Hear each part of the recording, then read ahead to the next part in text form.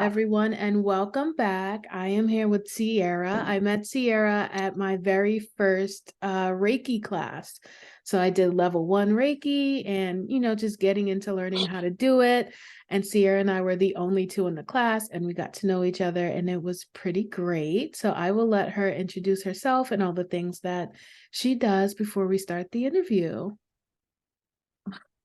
Hello, everyone. I'm Sierra. Um, I engage in poetry. I do some modeling and uh, Reiki as well. I'm in the process of healing myself so that I can help others in their journey. Um, yeah, I think that pretty much sums up. That's awesome. I saw her modeling pics after the class, and then she told me she was writing a poetry book, and I was like, well, I have to have you on the podcast to, recite one of your poems and just tell everyone how you got started, because I do want to write a book eventually. I haven't even put pen to paper yet, but I am going to write a book all about my journey and all that good stuff. I'm just not ready yet.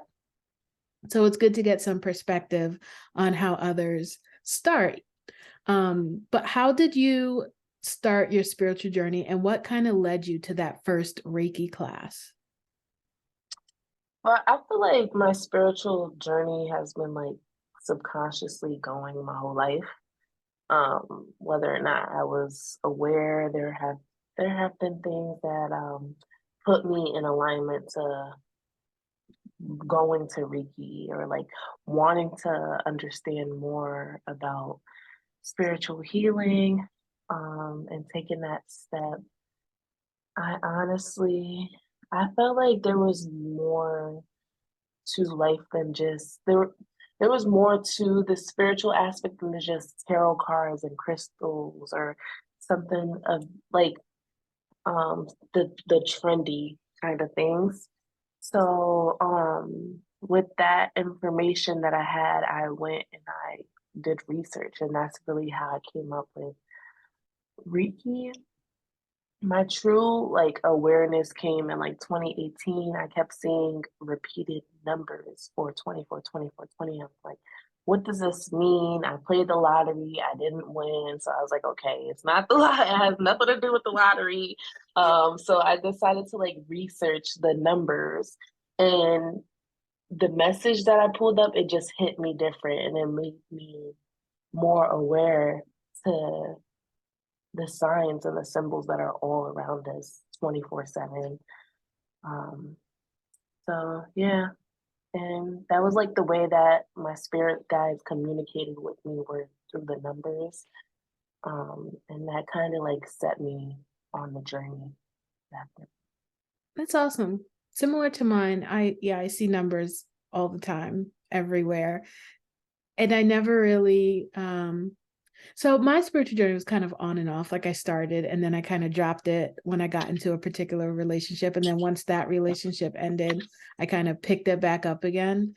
So it was weird how that happened, but I would see repeating numbers and synchronicities that way.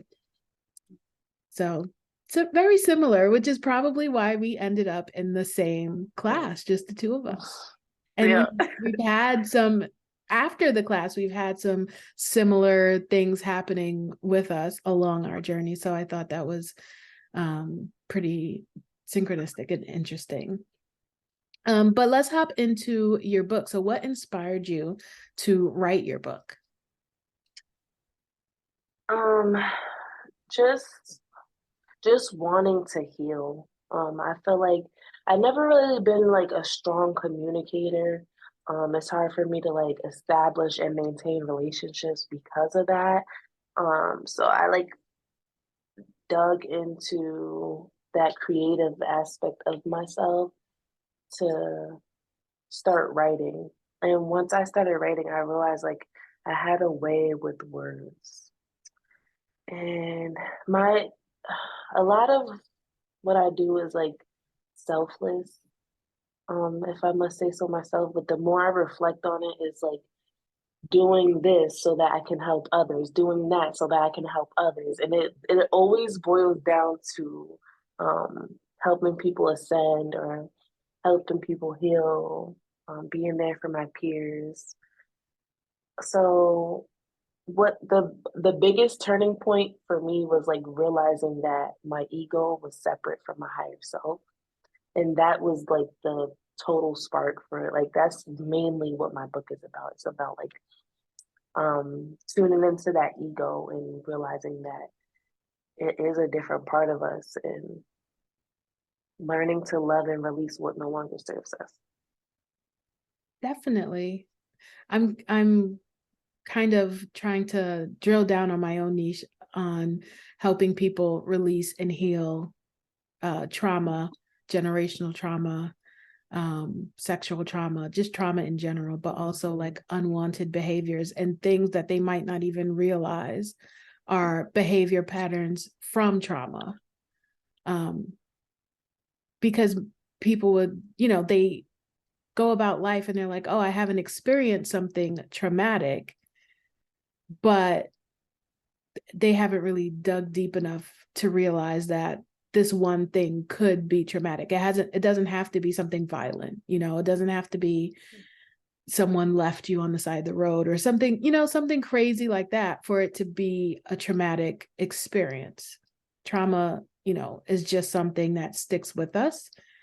And I think reading books like yours and looking at different ways that it can happen will be helpful. So thank you for writing the book and your poems and all of that good stuff, because it does reach an audience to help them realize, oh, well, maybe, what I'm going through isn't so, it's not just me. There are other people out there that's going through the same thing, or this one thing that I'm going through that I didn't realize was traumatic really is and is affecting this one behavioral pattern. So I will definitely promote your book as a resource to people, because I do think it's helpful to have different voices out there.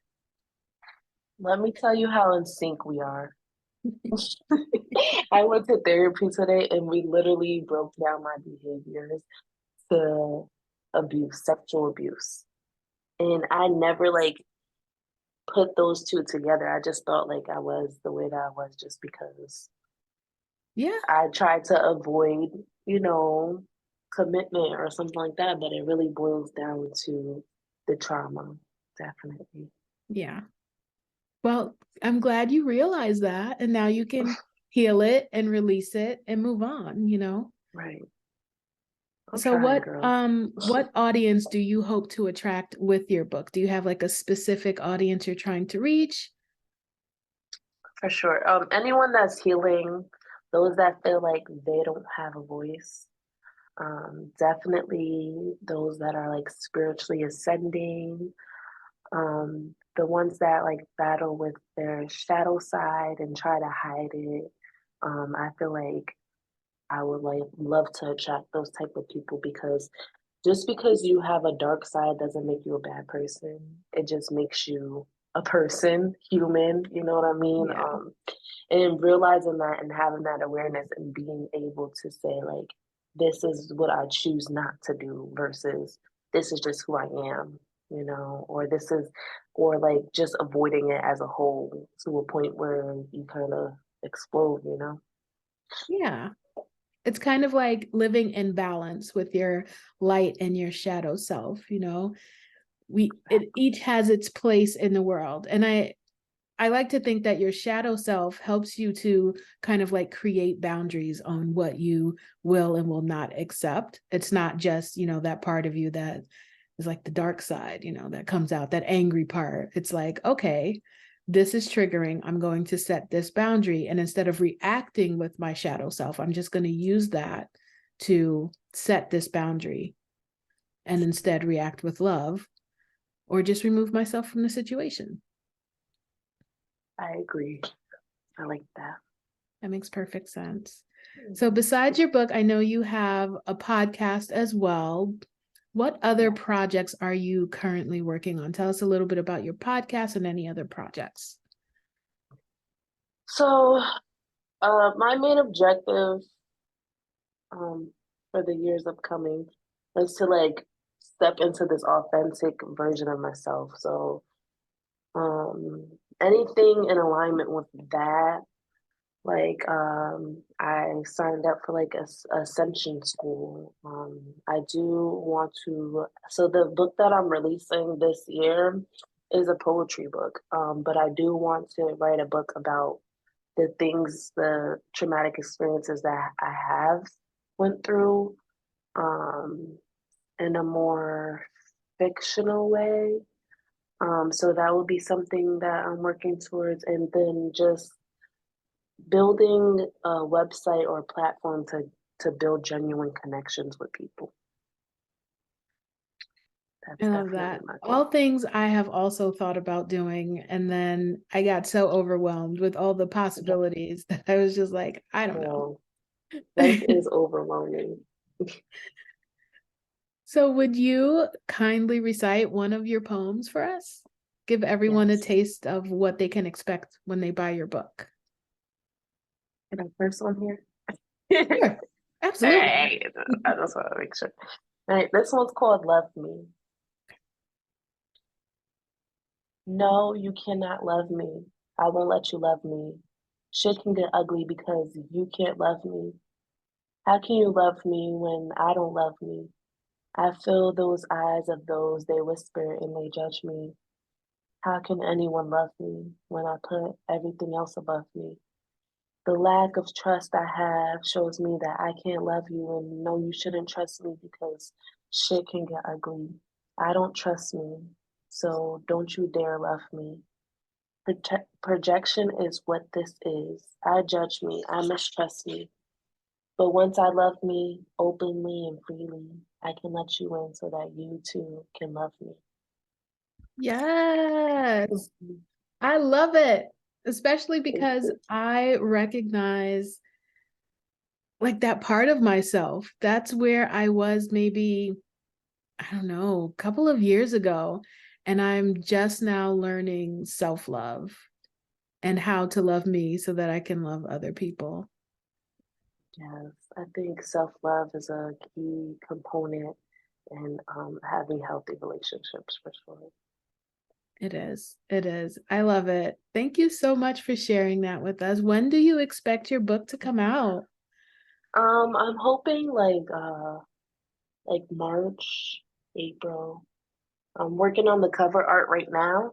So once I have the cover art done, then pretty much the book is done. I just have to go about publishing it. Amazing. So look out for that. This episode will drop in late February. So not too long afterwards, you should expect Sierra's book to come out.